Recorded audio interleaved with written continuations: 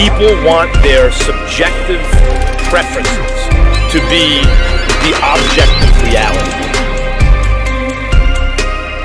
You can't handle the truth. It's showtime!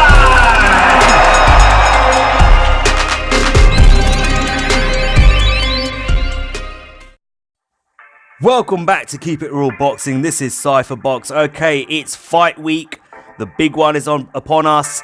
It's Deontay Wilder defending his WBC belt versus Dominic Breazeale in a mandatory defense. Man, these two do not like each other.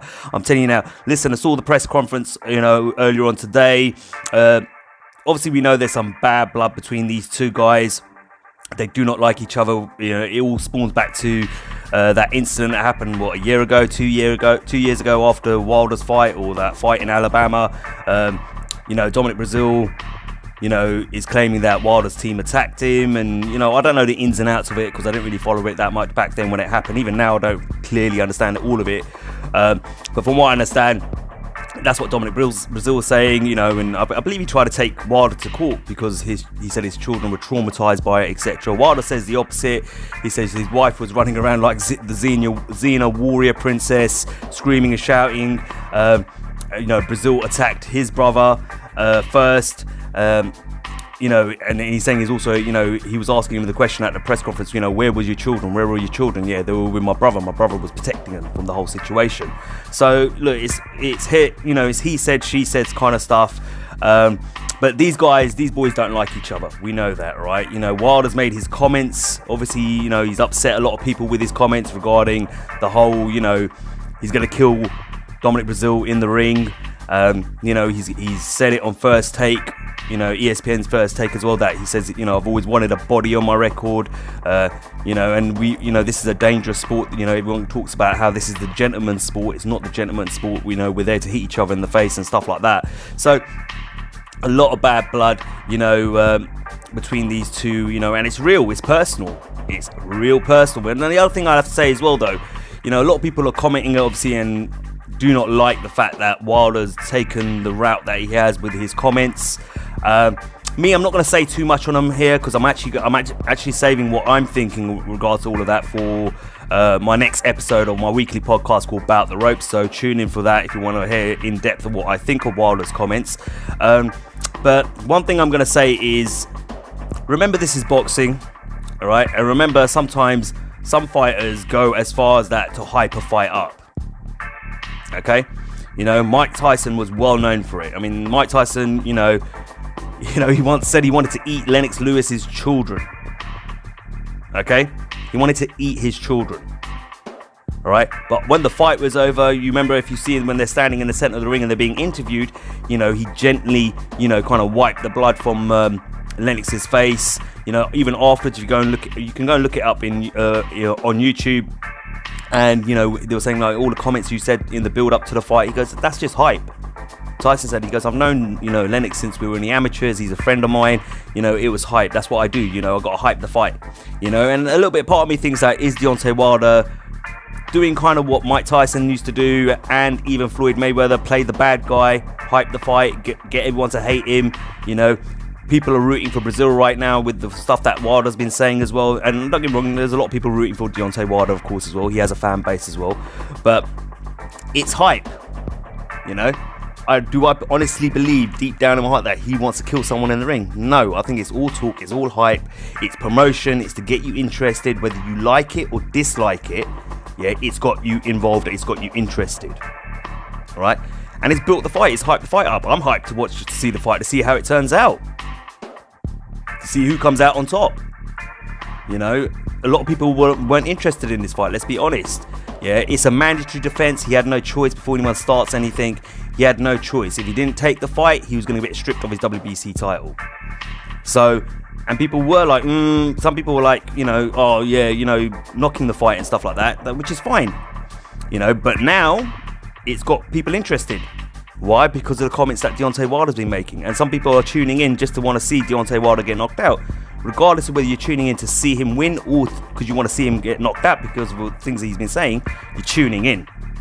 So remember, sometimes these things are being said in the heat of the moment. You know, fighters go off on adrenaline, you know, and not only that, they're trying to hype the fight as well. And you know what? Before I move on, let's not forget that Mike Tyson recently himself said that he claims he was disappointed not to have killed an opponent in the ring. Okay, so Deontay Wilder's not the first boxer to turn around and make comments like that. I'm not trying to justify what he said, whether it's right or wrong, etc. If you're not comfortable with it, you're not comfortable with it. I'm not trying to justify it, but I think a lot of people are attacking Deontay Wilder, making it out like he's unsavory and he's the only person in boxing to ever have done it, but yet aren't willing to criticize other people when they make comments. And look at this. This is Tyson, you know, after he's retired, saying that, hey, I wish I killed someone in the ring. You know, he's disappointed that never happened. However, it does seem like the words of Deontay Wilder have got him into a spot of bother with the WBC. Now, the WBC, like any boxing organisation or any organisation, period, has a code of ethics. And it looks like he may have breached those code of ethics, according to Mauricio Sulaiman, the president of the WBC, and apparently there will be a hearing held in regards to what Deontay Wilder has been saying to Dominic Breazeale about wanting to kill him in the ring. This is all the information I have on it so far. You can read the quote there from Mauricio Sulaiman. So it looks like after the fight is done, regardless of whether Wilder wins or doesn't, or loses or draws or whatever, he's going to have to go before a board, a hearing board, to kind of explain himself, and then whether there's any repercussions on the back of that, we'll have to wait and see. Now, onto the fight itself. Now, a lot of people have slagged this fight off, of course, but it could potentially be a banana peel fight for Deontay Wilder if he's not careful. And a lot of people are completely writing off Dominic Breazeale. I understand why. A lot of people are going, oh, well, look what AJ did to him, so, you know, if Wilder can't do that, then, you know, Wilder ain't shit, basically, right? And yeah, I get it. A lot of these people are going to be AJ fans who don't like Deontay Wilder. But remember, it took AJ 7 rounds to get rid of Dominic Breazeale. You know, he had to break him down over seven rounds, if I remember right, to finally get Dominic Breazeale out there. Look, I don't think Dominic Breazeale is the best heavyweight in the world, but there are certain things about him that I consider dangerous. So let's start with the flaws of Dominic Breazeale, right? The one thing about Dominic Breazeale is he himself has admitted this as well. He is a slow starter, okay? He is a slow starter in fights. It takes him 4 to 5 rounds to get going when it comes to a fight, yeah? If you look at his fights, you know, the first 3 or 4 rounds, he's getting outboxed, outmaneuvered. He gets hit a lot. So it takes him a long time to get warmed up and start getting into the fight and start, you know, building momentum. I think for him, he needs to start that off from the beginning, right? From the first to second round. Maybe the first round he needs to feel out, but he needs to apply the pressure straight away. He can't give Wilder that opportunity, you know, where to take a few rounds to kind of feel it out and, you know, and warm up to the fight. He needs to get straight in there. He can't hang around and wait. He doesn't want to give Wilder that sort of opportunity. The other thing is with Dominic Breazeale that I've seen on his fights now, remember he's got Virgil Hunter in his corner now, so I don't know how Virgil Hunter's been working with him, what they've been working on, you know, how training sessions have been going and stuff like that. But I would assume, being Virgil Hunter, he's going to be very fixed on defense, right? And that is really important, that Virgil Hunter, I hope Virgil Hunter did work on that with Dominic Breazeale, because the one thing about Dominic Breazeale I would say is that he's literally got no defense. He is so easy to hit, it's unbelievable. Yeah, he hasn't got the strongest of guards. He holds that, you know, high guard, and even with that high guard, he eats so many jabs. He eats body shots. He hits shots around the guard. You know, hooked around the guard. You know, when you go and watch his fights, he gets hit a lot, especially the early part of the fight. So poor defensive capabilities, not quick on his feet whatsoever. But the good thing about Dominic Breazeale, I will say, is that he's very durable. Yeah, he is very durable. The dude can take a punch. Yeah, and that's when he's at his most dangerous. Okay, if you go and watch his fights, he'll get beaten on. You know, he'll even come to the point where he's nearly getting knocked out and he's taking a beating. Yeah, that's when he's at his most dangerous. right? You know, like a wounded animal. When he's hurt is when he's at most dangerous, because out of nowhere he'll come with that straight right or left hook, and boom, that's it, you're out, lights out, yeah, or you're wobbled, and he proceeds to knock you out, yeah. So if you look at his fights, he puts on some pretty, you know, dismal performances, you know, especially the early parts of the fight, the first half of the fight, and then when he gets into the latter rounds of the fight, that's when he starts turning it on and he starts bringing it. And I have to admit, the guy's got heart as well. I'm not gonna knock the guy. A lot of people out there are gonna slag off what I'm saying. I'm going on what I see in the ring. Yeah, you go on what you want to, all the shit you want to talk about. I'm going on what I'm seeing in the ring from this guy, right? And he is a durable guy. And remember, this guy carries power himself too. Yeah, don't get it twisted. He does carry power. And remember, this is the heavyweight division. All these guys, they're big boys who carry a lot of weight with a lot of power behind that weight. All of them. You look at Anthony Joshua versus Andy Ruiz. Okay, yeah, we expect Anthony Joshua to win that fight by knockout, no doubt about it. But at the same time, Andy Ruiz is a heavyweight who carries power. And one punch, that's all it takes. One surprise punch, one perfect punch, and that's it. It's lights out for either, you know, Deontay Wilder or Anthony Joshua. So, you know, even Anthony Joshua's next fight, you could find yourself in a situation where you're thinking, I'm going to knock this guy out, it's no problem. And you start underestimating your opponent. Same with Deontay Wilder. He can't afford to underestimate Dominic Breazeale. Okay, all right. Personally, I don't think Dominic Breazeale does anything particularly good in the ring, but I do believe he carries power. And at the same time, he's dangerous when he's hurt and when he's up against the ropes and he's under pressure. That's when he's at his most dangerous. You go watch his fights, you'll see what I'm on about. Okay. But I do believe Dominic Breazeale needs to start off quicker than he usually does. He needs to jump on Deontay Wilder and not jump on him in the point where he leaves himself exposed, but apply pressure straight away. Close the distance, close the gap. Don't give Deontay Wilder the space or the time to maneuver or to think, and really put the pressure up on Deontay Wilder. And I reckon he should try and fight on the inside with Wilder, not from range, not from distance, and make it really uncomfortable for Wilder. Look for those short body shots, look for those short hooks, short uppercuts, keep it short range, and just make it really uncomfortable for Deontay Wilder.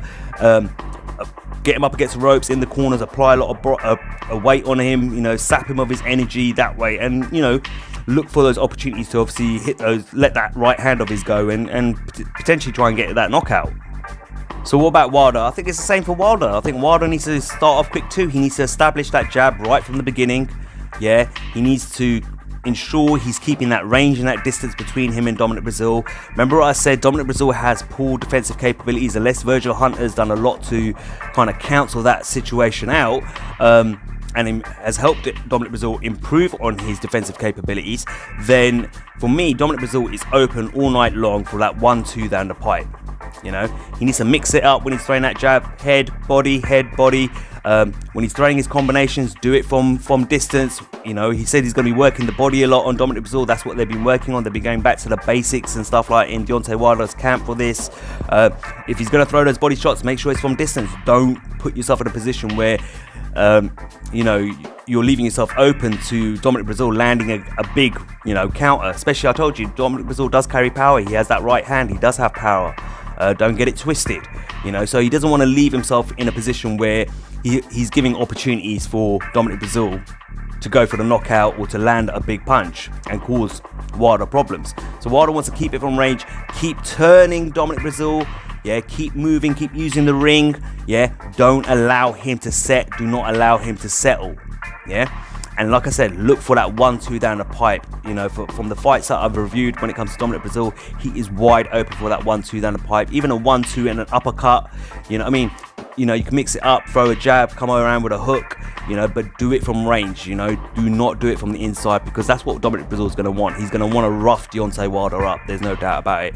I'm predicting, I would say, you know what, for Deontay Wilder, the way he's been talking, and because obviously the fights that could potentially be down the line for him, he needs to get probably Dominic Breazeale out of there within 6 rounds. If he allows it to go beyond 6 rounds, it could become a bit more of a difficult night for Deontay Wilder. I'm not saying that Deontay Wilder can't knock him out in the latter rounds or anything like that, but if he allows it to go further than that, it could be a lot more harder work for Deontay Wilder than it needs to be. So I'm predicting for a Deontay Wilder knockout.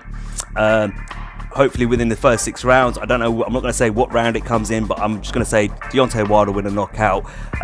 But like I said, you know, don't underestimate Dominic Breazeale. Look, let me know what you think of the fight. Yeah, let me know what you think is going to happen in the fight, who you going for. As always, guys, like, share and subscribe. Until next time, this is Cyphbox reminding you to keep it real.